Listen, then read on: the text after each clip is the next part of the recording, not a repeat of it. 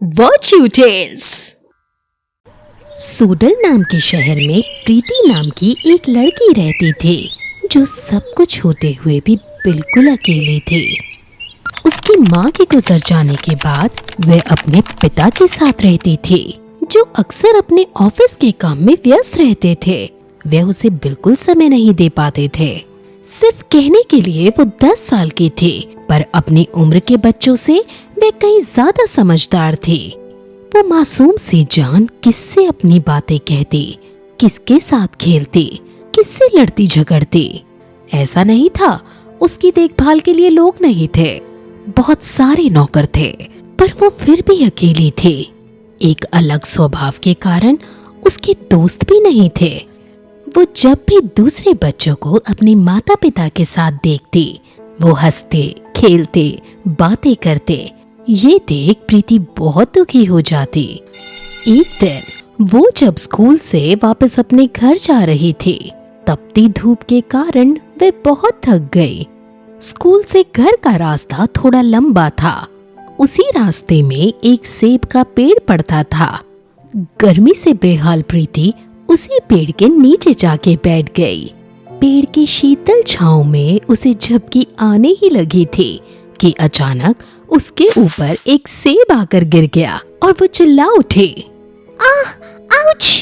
सेब को देखकर उसका मन उसको खाने का किया और वो उसे उठाकर खाने लगी।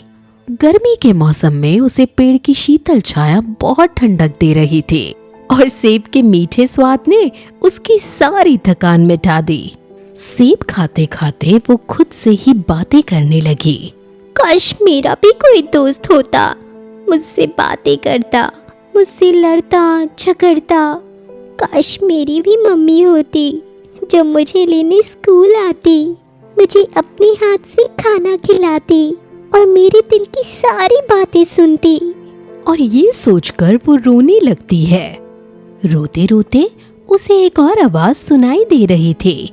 उस आवाज को सुनकर प्रीति चुप हो गई। उसने चारों तरफ देखा, वहाँ कोई नहीं था, पर वो आवाज तो अब भी आ रही थी। जब उसने ध्यान से सुना तो वो आवाज सेब के पेड़ से आ रही थी। प्रीति चौंक उठी। कौन है? कौन है? मैं सेब का पेड़ हूँ। हाँ, पर तुम बोल सकते हो? हाँ, मैं बोल सकता हूँ, सुन भी सकता हूँ। मैं यहाँ सालों से खड़ा हूँ। अरे वाह! तुम रो क्यों रहे थे? नहीं तो, मैं तो नहीं रो रही थी। प्रीति अपने रोने का कारण सेब के पेड़ को नहीं बताना चाहती थी, लेकिन पेड़ के बार बार पूछने पर वे उसे अपने रोने का कारण बता देती है। मैंने भी सुना था तुम भी रो रहे थे। अब जरा तुम भी बताओ, तुम क्यों रो रहे थे? मेरे सारे दोस्त उड़कर दूसरे पेड़ पर चले गए। अब मेरा कोई दोस्त नहीं है। एक आह भरते हुए सेब का पेड़ चुप हो जाता है। उसकी बात सुनकर प्रीति कहती है, मेरा भी कोई दोस्त नहीं है। सेब का पेड़ बोला, मैं हूँ ना, तुम्हारा दोस्त। और इस तरह दोनों के बीच दोस्ती हो जाती है। अब रोज स्कूल से लौटते वक्त प्रीति अपने नए दोस्त से ढेर सारी बातें करती, उससे लड़ती झगड़ती और वो सब करती जो वो अपने दोस्त के साथ करना चाहती थी। अब सिर्फ सेब का पेड़ ही उसका दोस्त नहीं था, बल्कि उस पेड़ पर आने वाले पंछी भी उसके दोस्त बन चुके थे। उन पंछियों की चहचहाहट से प्रीति की चहचहाहट भी वापस आने लगी थी।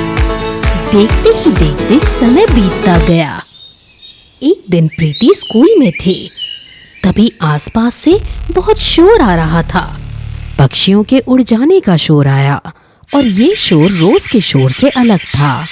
ऐसा लगा मानो जैसे किसी ने उन पर हमला किया हो।